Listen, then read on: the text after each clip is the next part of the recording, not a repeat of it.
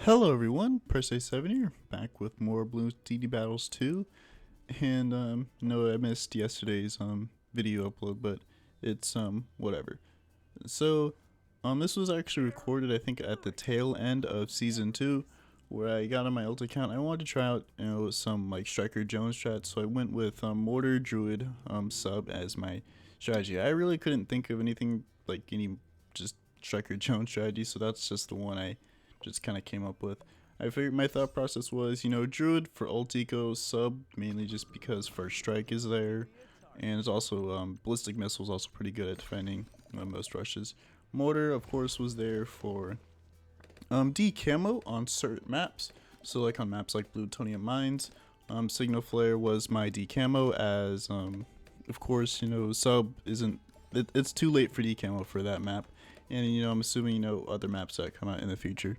So you can probably already guess this by now, but I actually made it from MOAB Pit. Actually, no, I made it from Yellow Stadium all the way to MOAB Pit on a 16 win streak. You can actually even watch the full video down in the description below if you don't believe me, although the video is like almost 2 hours long. It's an hour and 40 minutes. So I made it all the way from Yellow Stadium to MOAB Pit without a single loss. And it's not even like, this strat's like OP or anything. This could definitely be countered by just like any decent like Bloons players, but it's just like kind of overall, it's just like you can really make it far in Battles 2 by really just learning how to rush and just being good at rushing. You don't even have to like be good at like defending. Just being good at rushing will carry you very far throughout the game. If you are having like a hard time, just climbing up into the higher arenas, you can really get far by learning how to like rush and generally pressure players. Of course, there are some strategies that are like more resilient to rushes than, others. And of course that depends on the skill of the player as well. But often I find that a lot of players in Battles 2 are just not really willing to be aggressive or rush at all. And that's just kind of a disappointing thing for me. Of course, it does get a lot better up in ZOMG Superdome and Hall of Masters, but even then I never really feel pressured that hard throughout the game. It's more so just like one all-out rush that's coming, but it's I guess fine, whatever. So like Yellow Stadium here, the games here aren't too interesting. They do end pretty quickly, as it is very easy to beat the Yellow Stadium players, especially towards the tail end of Season 2, where everyone was just kind of filtered out into their, I guess, this niche arena that they were going to go. No, I don't really generally plan on making a beginner's guide to Battles 2, as there really just kind of isn't one, if I'm being completely honest. It's more so you just kind of have to play and learn as you go. You can teach general strategies and like, I guess, tips and whatever, but you can't really make a general just all-around guide for everyone. So this is probably the closest thing he'll get. It's really just like getting better rushing. Just like learning a good rush will, I guess, just boost you pretty far. One theme you will see throughout this entire match is Regen Zebras. Those are probably the most popular rush right now, aside from Regen Rainbows or Purples. Those two are very popular, and you definitely have to prepare for one of those. Rushes. Generally, if you can defend Regen Zebras, you can definitely defend Regen Rainbows. I'm fairly certain you can, unless you like wasted boosts or whatever, but it's whatever. So that's pretty much like generally it. You'll definitely see a lot of those rushes in this video. That's the only rush you'll see throughout this video, as it's kind of the, I guess, it's most deadly one that a lot of people don't really expect. I don't think people are expecting, round 13 on Regen Rainbows as much, or Regen Zebras or Purples as much. Like here you'll see just like how kind of just strong, Regen Bloons are. It's kind of like amazes me a lot, like not as many people are like using Druid, as the D-Rico factor of Druid is incredibly strong and really can shut down most like Regen rushes. As Rico Bloons are definitely very dangerous in just the fact that if you don't have a lot of group popping power, you are fairly, weak to them.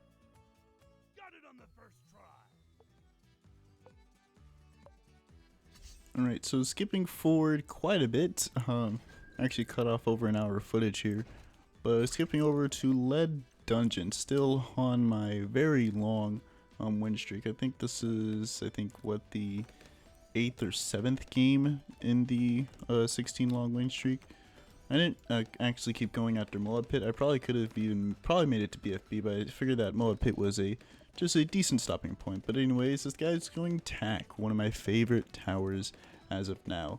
I did actually select tack when it was buggy back in 1.02, very ancient days of Battles 2, back when it first came out. But anyways, I've actually grown, tack has grown on me. It's one of my favorite towers to use now. It's why Attack Guy's Village is now my new favorite strategy.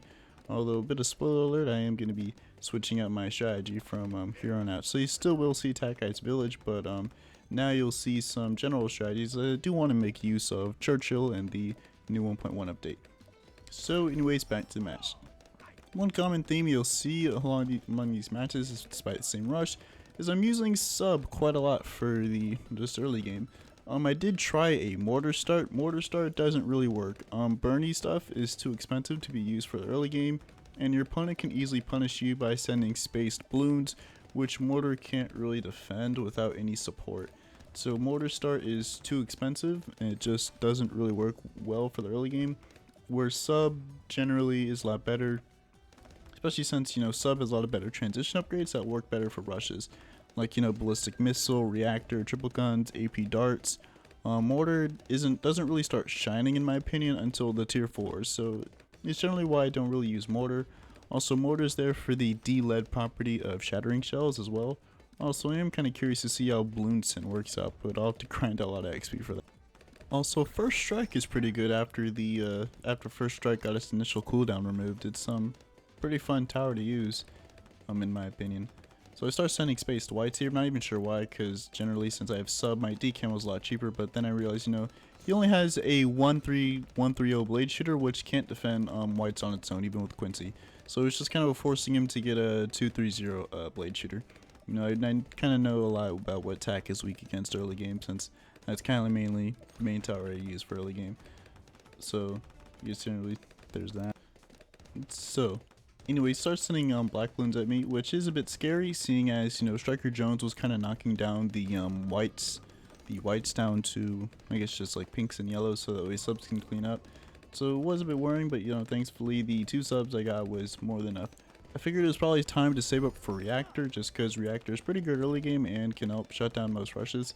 Seeing as he only has 230 blade shooter leads me to believe he isn't too interested in defending rushes himself, so I figured that he was probably planning on, rushing me later on. So I'm starting to get overwhelmed now by the space blacks, but it was worth it to get Reactor in the end. So as you notice, I do go a 402 Reactor, seeing as I figured that, even though, Reactor doesn't have its lead popping anymore, and Case decided to remove that, I figured it was probably better to go 402 in this case, as I can just get, like, anti-lead towers anyways. I figured the increase in DPS was probably better than the increase in pierce and lead popping, especially since I'm not using Reactor for lead popping in this case. Also, saving up for ballistic missile as well, as Reactor can't defend, just like all out zebras, regen zebras on its own, so ballistic missile there is just to help out again with that rush. You might think it's a bit curious I'm getting ballistic missile for zebras, but it's not that I guess not that bad at doing it. So also round 11's next round, so purples can also ruin my day as well. So I figured Reactor also can't defend purples on its own. Back in the early days of Battles 2, I did try out using Reactor and found out the hard way that Reactor cannot defend just like most rushes on its own. Now my opponent had the same idea as me in sending a rush at me, but he doesn't focus on his defense as much as I do, so I just end up easily being able to destroy it. Though I am curious to know like why he didn't use Maelstrom. He could have easily defended it that rush if he used it. Maybe he doesn't have it unlocked or something. Alrighty, so for this next match here, I decided to show Mortar some love and show it off a bit.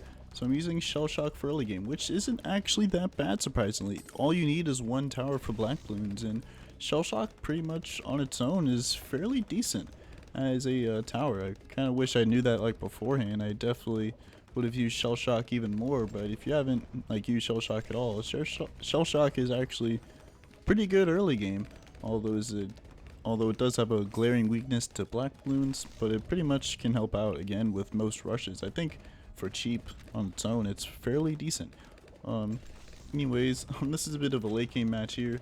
This dude got Bloon Trap up fairly early, and so I figured that, it wasn't even worth rushing him, because after he got Bloon Trap, he did get Spike Factory, so he's building spikes, and, I figured that early game rushes weren't going to work against him, so I figured I was going to have to do a bit of late game shenanigans, which is why I'm beating Jungle's Bounty before even MOABs come out, because I am confident that I can easily defend a MOAB, hopefully.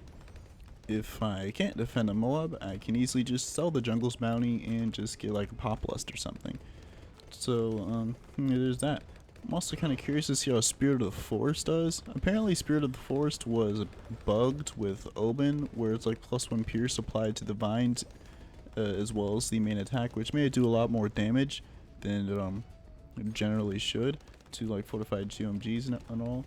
And I was kind of a bit curious, see that out for myself. It was just kind of like what Spirit of the Forest like defending like all out GMGs. It's kind of like interesting and curious, but I guess it's kind of whatever. He doesn't seem to be too interested in rushing me, judging by, just kind of him and himself.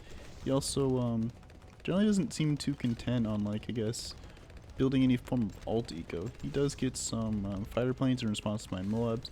I just kind of sent some, hopefully either force him to, like, buy an upgrade or just do something. He does forget to collect from the Bloon shop, so I was kind of hoping a ceramic would sneak through, but fortunately the aces are strong enough to generally defend all that.